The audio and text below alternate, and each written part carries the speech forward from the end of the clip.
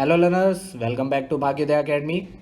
चलिए शुरू करते हैं हम लोग अपना यूपीपीएससी पेपर 1 का रिवीजन और सॉल्यूशन। आज के इस वीडियो में हम लोग अपना जो सब्जेक्ट कवर करेंगे वो है आपका सब्जेक्ट इंडस्ट्रियल इंजीनियरिंग। देखते हैं पहला question. An operating characteristic curve is a plot between A consumer's risk and producer's risk, B probability of acceptance and probability of rejection, C percentage of defective and probability of acceptance, D average outgoing quality and probability of acceptance. तो अगर हम लोग अपना ओसी curve देखें, ठीक है, operating characteristic curve देखें, तो वो कुछ इस तरह का बनता है। यहाँ पे होते हैं आपकी प्रोबेबिलिटी ऑफ एक्सेप्टेंस, ठीक है, प्रोबेबिलिटी ऑफ एक्सेप्टेंस, और दूसरा होता है आपका परसेंटेज डिफेक्टिव, परसेंटेज डिफेक्टिव। और कर्व जो होता है वो आपका कुछ इस तरह से जाता है, ठीक है। और जो आइडियल कर्व होगा, ठीक है, आइडियल कर्व भी देख लेते हैं हम लोग। जो आइडियल कर्व होगा वो आपका ब्लैक कलर से है, ठीक है। तो ये आपका कैसा है, आपका ब्लैक कलर हो गया आइडियल, और जो ब्लू है वो है एक्चुअल। तो इसमें आपके अगर हम लोग प्रोड्यूसर्स रिस्क और कंज्यूमर रिस्क भी देखें तो ये आपका एक लिमिट आ जाती है जिसके बाद में हम लोग रिजेक्ट कर देते हैं, कोई भी एक्सेप्ट नहीं करते लॉट को, और ये होती है आपकी AQL। ये जो रिस्क होता है इसे ही हम लोग बोलते हैं प्रोड्यूसर रिस्क, प्रोड्यूसर रिस्क। और ये जो रिस्क होता है इसे ही हम लोग बोलते हैं कंज्यूमर रिस्क, कंज्यूमर रिस्क। तो इसीलिए ऑप्शन सी इसका करेक्ट आंसर है, that is percentage defective and probability of acceptance. Next question. An X chart uses the following data: A. Count data, B. Attribute measurement data, C. Variable measurement data, D. None of the above। अगर हम लोग control chart को देखें तो control chart को हम लोग कैसे क्लासीफाई कर सकते हैं? आपके दो तरीके से क्लासीफाई कर सकते हैं। सबसे पहले आता है एक आपका एट्रीब्यूट, एक हो गया आपके एट्रीब्यूट चार्ट, और दूसरा हो गया वेरिएबल चार्ट। अगेन इनको हम लोग डिवाइड कर सकते हैं अपने दो दो कैटेगरी में। एट्रीब्यूट चार्ट में आपका आएगा पी चार्ट और सी चार्ट, और वेरिएबल चार्ट में आ जाएंगे आपके एक्स या फिर मीन चार्ट बोल सकते हैं, और दूसरा है रेंज या फिर आर चार्ट। ये कैसे होते हैं आपके, ये कंटिन्यूस होते हैं, ठीक है, इसीलिए ये आपके डेसिमल में भी हो सकते हैं। और कोई भी चीज़ अगर डेसिमल है तो उसे हम लोग क्या कर रहे हैं, मेजर करके ले रहे हैं, ठीक है। तो इसीलिए ये आपके कैसे मेजर्ड है, ना कि काउंटेड। काउंटेड कौन से होंगे आपके, एट्रीब्यूट चार्ट काउंटेड होंगे, ठीक है। तो इसीलिए काउंट डेटा गलत है, आपका एट्रीब्यूट भी गलत है, और कौन सा ऑप्शन सही होगा, variable measurement data. So option C is the correct answer. Next देखते हैं। Which of these would not be a reason for using acceptance sampling? A. Very high inspection cost, B. Boredom and fatigue, C. A process needing statistical control, and D. Destructive testing. तो यहाँ पे हमें किसके बारे में पूछा है, acceptance sampling के बारे में पूछा है। अब एक्सेप्टेंस सैम्पलिंग हम कब यूज़ करते हैं, तो हम लोग तब यूज़ करते हैं जब आपको हर एक आइटम को इंस्पेक्ट करना पॉसिबल नहीं है। अगर आपके मान लीजिए पॉसिबल है तो बहुत ही ज़्यादा उसमें फिजिकल लेबर लग रहा है, बहुत ही ज़्यादा दिक्कतें आ रही हैं।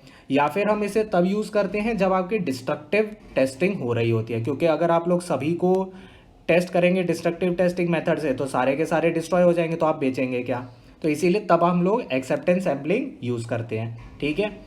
तो आपका एक और हम लोग अगर इसकी देखें तो किस किस में यूज़ करेंगे, फिजिकली जब TDS होता है तब हम लोग यूज़ करेंगे, फिजिकली TDS या नॉट पॉसिबल एक हो गया, तब हम यूज़ करेंगे एक्सेप्टेंस सैम्पलिंग।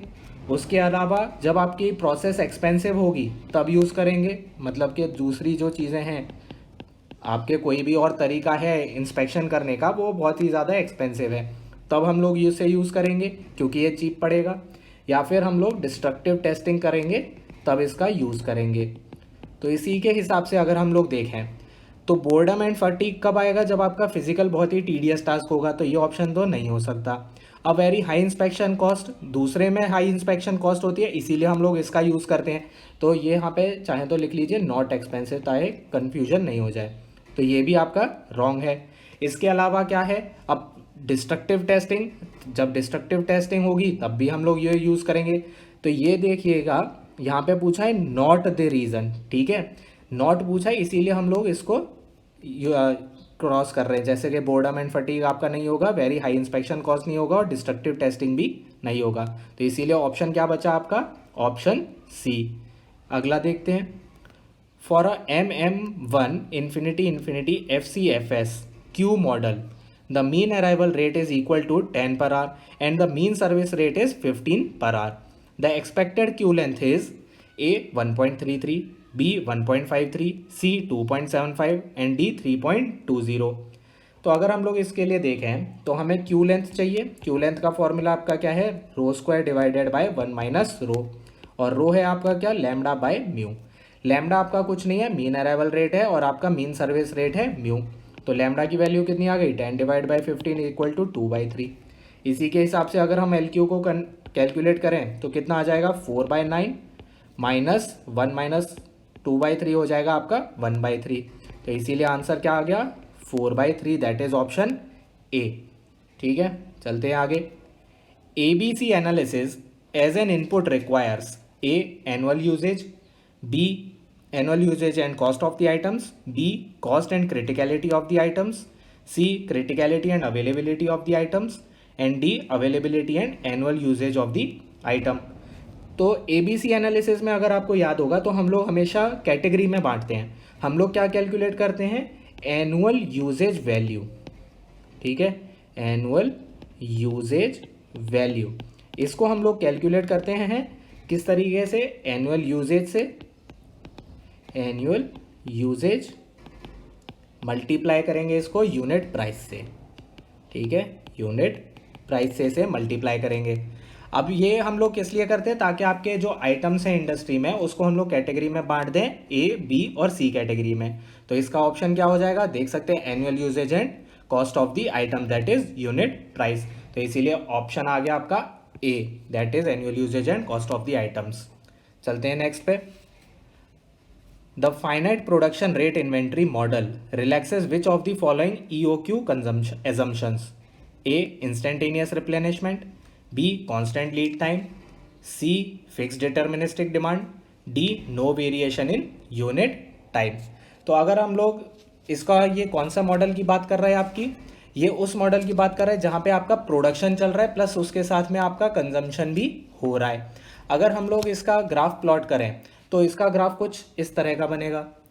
तो यहाँ पे मान लेते हैं आपका टाइम है और यहाँ पे आपके इन्वेंट्री लेवल है, inventory level.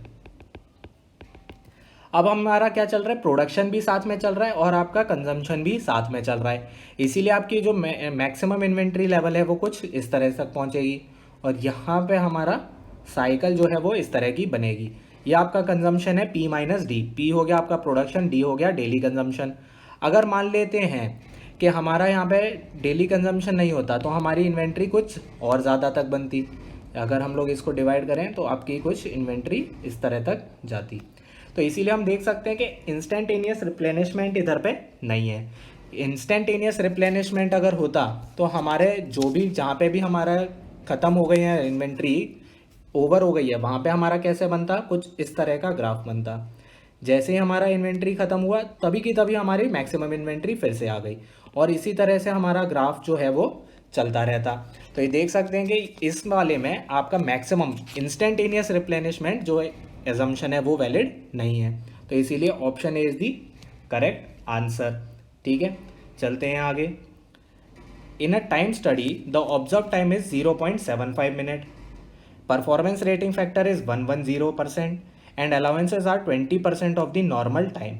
The standard time is A 0.82 minute, B 0.975 minute, C 0.99 minute, D 1.03 minute।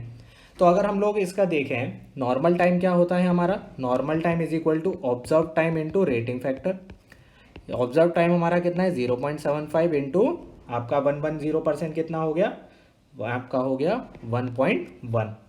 ठीक है, ये आ गया आपका नॉर्मल टाइम। अगर हम लोग स्टैंडर्ड टाइम को कन्वर्ट कैलकुलेट करें तो क्या आ जाता है, नॉर्मल टाइम प्लस अलाउंसेस। ठीक है, अलाउंसेस अब अलाउंसेस आपको कितना दिया गया है, 20% ऑफ नॉर्मल टाइम, तो इसका मतलब normal time plus 0.2 into normal time, इसको हम लोग क्या लिख सकते हैं, 1.2 इंटू 0.75 इंटू 1.1, तो इसी को कैलकुलेट करेंगे तो लगभग आपका आएगा 0.99 मिनट, तो इसीलिए option C is the correct answer. देखते हैं अगला। Value engineering is used in A understanding customers requirements, B designing products according to the customers requirements, C producing products according to the customer requirements, D providing products to the customer with enhanced functionality at no additional cost. तो value engineering हमारे कब use करेंगे ये पूछा है, तो इसीलिए आपको वैल्यू क्या है ये पता होना चाहिए। वैल्यू है आपका परफॉर्मेंस, परफॉर्मेंस या फिर इसे हम लोग बोल सकते हैं क्वालिटी, ठीक है, परफॉर्मेंस या फिर क्वालिटी डिवाइडेड बाय कॉस्ट। तो वैल्यू आप लोग कैसे बढ़ा सकते हैं, या तो आप परफॉर्मेंस को बढ़ा दीजिए सेम कॉस्ट पे, या फिर आप कॉस्ट को कम कर दीजिए सेम परफॉर्मेंस या क्वालिटी पे, तो वही होती है आपकी वैल्यू इंजीनियरिंग। तो इसीलिए हम क्या करेंगे, इसके हम करेंगे कि providing products to customer with enhanced functionality at no additional cost, तो यही है आपका correct answer. So option D is the correct answer. देखते हैं अगला। Which type of control chart should be used to directly monitor the number of defectives in a process for making iron castings? A. X chart, B. P chart, C. C chart and D. R chart। तो हमें पता है, अभी हमने थोड़ी देर पहले देखा था एट्रीब्यूट चार्ट, एट्रीब्यूट चार्ट में हमने देखे थे P और C चार्ट। तो अगर आप लोग काउंट कर सकते हैं नंबर ऑफ डिफेक्ट्स को, तो आप लोग कौन सा चार्ट यूज़ करेंगे, C चार्ट यूज़ करेंगे, तो इसीलिए इसका ऑप्शन क्या हो जाएगा, option C, C chart is the correct answer. देखते हैं अगला। A production line is to be design to make 2400 items per week for at least the next 3 months। The line operates 40 hours per week. The standard time required to assemble each item is 244 second. What is the smallest number of work station required? A 5, B 6, C 7 and D 8। तो यहाँ पे हमें number of work station देखने हैं, ठीक है। तो हम लिख सकते हैं इसको कि आपके total number of items per week जो कि हैं 2400 items per week is equal to, हम लोग इसको लिख सकते हैं number of weeks into number of items per hour into number of hours per week, ये हम लोग लिख सकते हैं। अब हमें पता है कि 244 second is equal to 1 item. यहाँ पे आपको लिखा हुआ है standard time to assemble each item is 244 second. तो हम लोग ये लिख सकते हैं कि in 1 hour how many items will be form, 3600 divided by 244 items, या आपके आ गए number of items per hour. बस इसी को सब्सटीट्यूट कर दीजिए, तो आपका आ जाएगा 2400 is equal to number of weeks हो गए हमारे, नंबर ऑफ, सॉरी यहाँ पे वर्क स्टेशन है, वीक्स नहीं होगा, नंबर ऑफ वर्क स्टेशन, ठीक है, नंबर ऑफ वर्क स्टेशन जिसको हम लोग n मान लेते हैं, into number of items per hour कितने हो गए 3600 divided by 244 into number of hours per week कितने हो गए आपके 40 हो गए। तो इसी से हम लोग n की वैल्यू निकाल सकते हैं, तो n आपका लगभग आ जाएगा 4.067। तो आपको 4 से ज़्यादा ही चाहिए, तो अप्रॉक्सीमेटली 5 वर्क स्टेशन चाहिए। So option A is the correct answer. चलते हैं अगले में। A basic feasible solution in a linear programming problem with m constraints and n variables will have a at most m variables with non-zero values, b at least m variables with non-zero values, c at most n variables with non-zero values and d at least n variable with non-zero values। तो इसमें आपको जो linear programming problem है उसमें हम लोग select करते थे, जैसे कि हम लोग क्या करते थे, कोई भी अगर आपकी एक इक्वेशन है, जैसे मान लेते हैं 2x1 + 3x2 < 50, इसको हम लोग कन्वर्ट करते थे आपका कुछ इस तरह से इक्वलिटी में 2x1 + 3x2 plus surplus variable is equal to 50। उसके बाद हम लोग सिलेक्ट करते थे basic and non basic variable. तो जो स्टार्टिंग में आते थे वही हमारे बेसिक वेरिएबल्स होते थे। तो हमारे इसके हिसाब से मैक्सिमम कितने हो सकते हैं, आपका इसका आंसर आ जाएगा ऑप्शन बी। ठीक है, कम से कम आपके M variable non zero values के होने ही चाहिए अगर बेसिक फिजिबल सॉल्यूशन है तो। ठीक है, चलते हैं आगे। The maximum value of the average outgoing quality for all possible values of proportion defective is called A average outgoing quality, B acceptable quality level, C average outgoing quality limit and D lot tolerance proportion defective. तो इसका answer होगा आपका option D lot tolerance proportion defective. ठीक है, जो आपका RQL level है वो। Next, 20 samples of size 100 are taken. The total number of percent defective items is 200. What is the upper control limit of 3 sigma P chart? Option A 0.13, B 0.16, C 0.19 and D none of the above. तो अगर हम upper control limit देखें P chart के लिए, तो upper control limit is equal to P bar plus 3 sigma P, where sigma p is equal to under root p minus 1 minus p into 1 minus p upon n। n equal to आपका कितना है, sample size जो कि है यहाँ पे 100। ठीक है, अब आपका p क्या है, परसेंटेज डिफेक्टिव। तो टोटल आपके डिफेक्टिव आइटम कितने निकले हैं, 200 निकले हैं। तो ये हो गया 200 डिवाइडेड बाय परसेंटेज निकालनी है। तो टोटल आपने आइटम्स कितने चेक किए, तो आपने सैम्पल साइज लिया है 100 का, लेकिन कितने सैंपल लिए हैं, 20 सैंपल्स लिए हैं। तो ये हो जाएगा आपका 20 into 100 which is coming out 0.1। तो sigma P is equal to under root of 0.1 into 0.9 divided by 100 is equal to, अगर इसको हम लोग कैलकुलेट करेंगे तो आपका आएगा 0.03।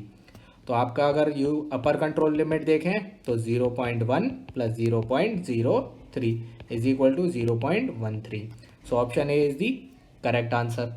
Next, which of the following is not an underlying assumption of the basic EOQ model? A. Stochastic model, B. Instant replenishment, C. Fixed lead time and D. No shortages. तो इसमें से कौन सा assumption नहीं है ये पूछा हमें EOQ के लिए। तो हमें पता है कि आपका जो सबसे बेसिक मॉडल है इंस्टेंट रिप्लेनिशमेंट होनी चाहिए, लीड टाइम आपका हमेशा फिक्स रखता है, कोई अनसर्टेनिटी नहीं है और कोई हम शॉर्टेजेस भी अलाउ नहीं करते। तो इसीलिए option A is the correct answer for 14th question. Next, the error estimate in work sampling varies with sample size as A E is proportional to 1/n, B E is proportional to 1/√n, C E is proportional to √n and D E is proportional to 1/n²। तो इसका answer है आपका option B, ये आपके inverse ratio होता है under root times. ठीक है, अगला देखते हैं। The producer's risk is the probability with which a consumer will A reject a bad lot, B reject a good lot, C accept a good lot and D accept a bad lot. तो अगर हम लोग इसका वापस से operating characteristic curve बनाए तो कुछ इस तरह से हमने बनाया था फर्स्ट क्वेश्चन के लिए, और यहाँ पे हमने लिखा था प्रोड्यूसर्स रिस्क। ठीक है, तो यहाँ पे आपका आ जाता है प्रोड्यूसर्स रिस्क, प्रोड्यूसर्स रिस्क।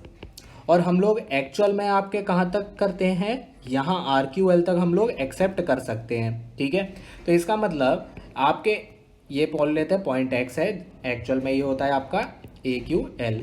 ठीक है, एक्सेप्टेबल क्वालिटी लेवल। लेकिन आपने जो लॉट साइज लिया है उसमें आपने चेक किया तो आपके कुछ खराब प्रोडक्ट मिल गए और इसीलिए आपने रिजेक्ट कर दिया एक अच्छे लॉट को भी। तो ये किसके लिए आता है, प्रोड्यूसर के रिस्क है। तो इसीलिए हम ऑप्शन इसका कौन सा बोलेंगे, reject a good quality lot. तो ये आपके खत्म होते हैं क्वेश्चंस ऑफ इंडस्ट्रियल इंजीनियरिंग। ठीक है।